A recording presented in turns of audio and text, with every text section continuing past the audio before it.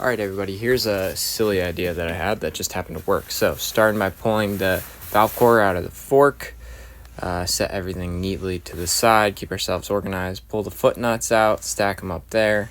We're going to drop the lowers now, make sure we don't scratch anything up, set those aside, wipe everything down. Now we're going to pull the air chamber and the air spring apart, unthread that, pull the spring apart, that's what you get. So, these are bar plugs that I actually had sitting around, but they're the right diameter and they're 20 mils each. So I'm going to drop the travel of this fork from 120 millimeters to 80 millimeters, and you're going to see why. So light coat of grease back on there, drop it back into the stanchion, thread it on, put your lowers back on, oil into the lowers.